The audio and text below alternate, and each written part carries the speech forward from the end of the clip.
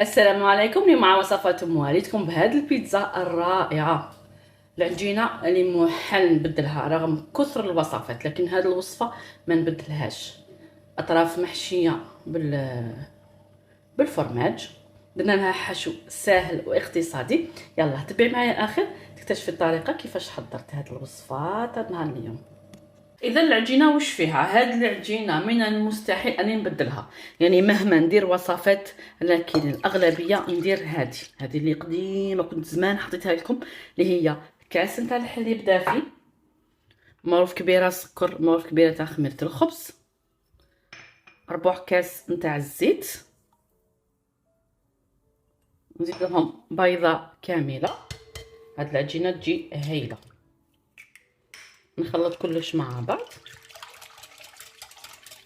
نزيد كميه نتاع الملح حوالي مغرفه صغيره نتاع الاتاي الصغيره كامل، ونبقى نزيد في الفرينه حتى تتلمي العجينه. نخلط هذاك الملح يدخل شويه، ندير فرينه كما عودتكم دائما. خلطيه غير بالمغرفه تاع الحطب، من بعد تستعملي يدك، ولا تحب ديريها في البيتخا ديريها في البيتخا.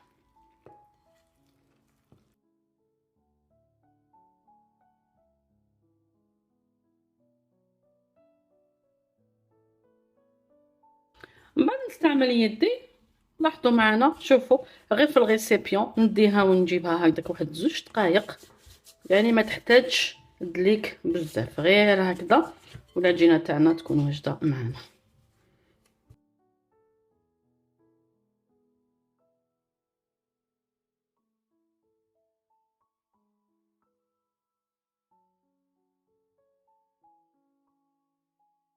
من بعد نديرها شويه نتاع الفرينه هكذا باش نلمها بهذه الطريقه. ها هي العجينه معنا واجده، ونغطيها ونخليها ترتاح على الاقل، اقل شيء 30 دقيقه ولا اكثر، يعني نخليها ترتاح تخمر، تعاود ضاعف الحجم تاعها باش نبداو نخدموا فيها. بالنسبه للصوص طوماط، هنا واش درت الصوص تاع الثوم، مغرفه طوماطيش مصبره هكذا نقليهم مليح، وندير عليهم طوماطيش متكرفجه. يعني الاغلبيه كيكونوا في الصيف ما نديش طوماطيش مصبره، كتكون طوماطيش حمراء، لكن هذا الفصل اختارت ما تكونش حمراء بزاف، نحب نعاونها بالطوماطيش مصبره. من بعد نتبلها بالملح، ندير لها شويه نتاع فلفل الكحل، يعني نعطيكم الاغلبيه نتاعي كيفاش نحضر لاصوص طوماط، وشويه تاع المعدنوس طري ولا يابس. هذا واش ندير فيها، ونخليها النار قليله حتى تطلق كامل الماء تاعها وتعاود تتجمر، ونطفي عليها وتكون واجده.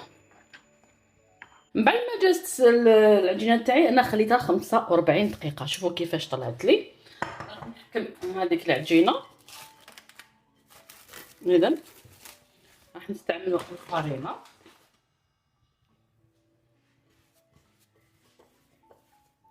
نحيها من الغيسيبيون. اذا ها هي معنا، ونقسمها على 2. اذا راح ندير منها 2 خبز، حتى هذه نحطها من على جهه ونحكم هذه. اذا نسكمها هكذا شويه شويه، يعني بلا ما نكسر لها يعني ماشي تعاودي تعجنيها، لكن كيما درت لها باش نبقاو محافظين على الخفوفيه نتاعها.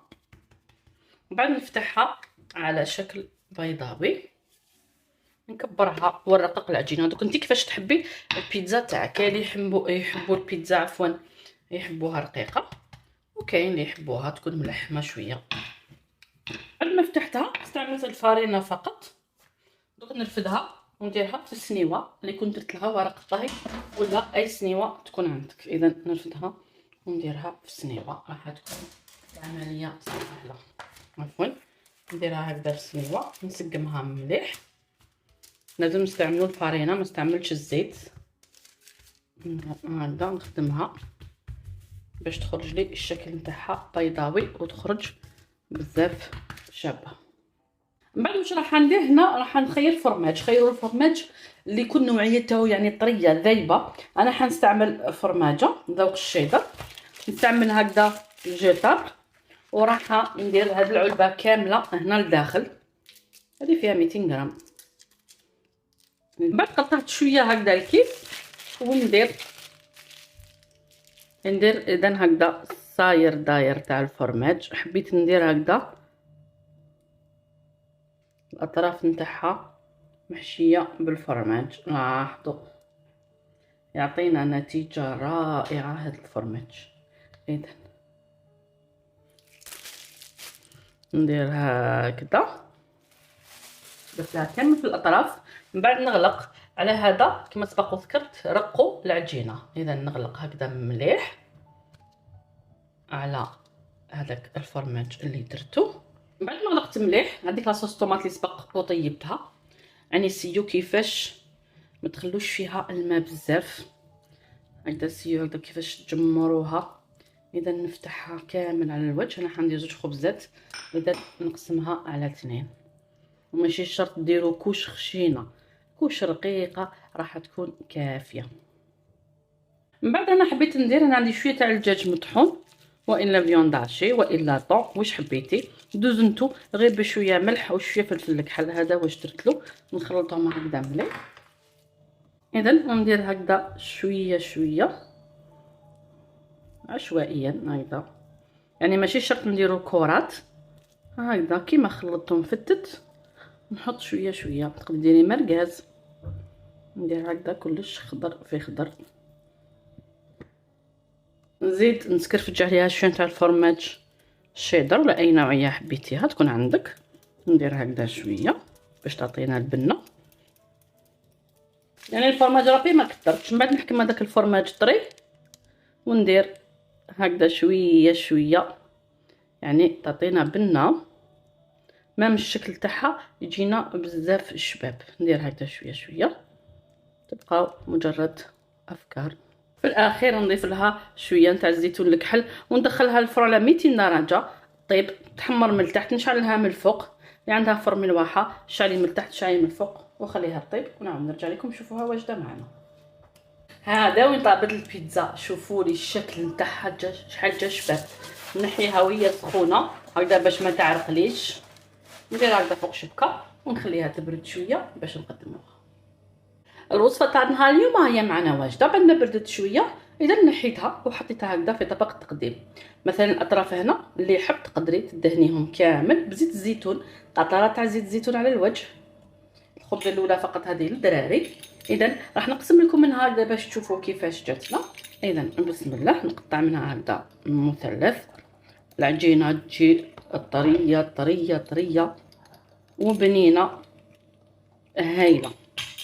اذا يلا شوفوا معايا هذيك البيتزا كيفاش جاتنا.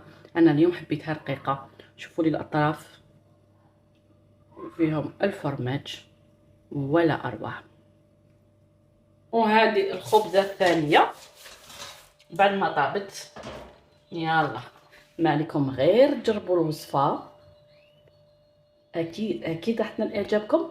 والى الملتقى ان شاء الله مع وصفه جديده، والى اللقاء.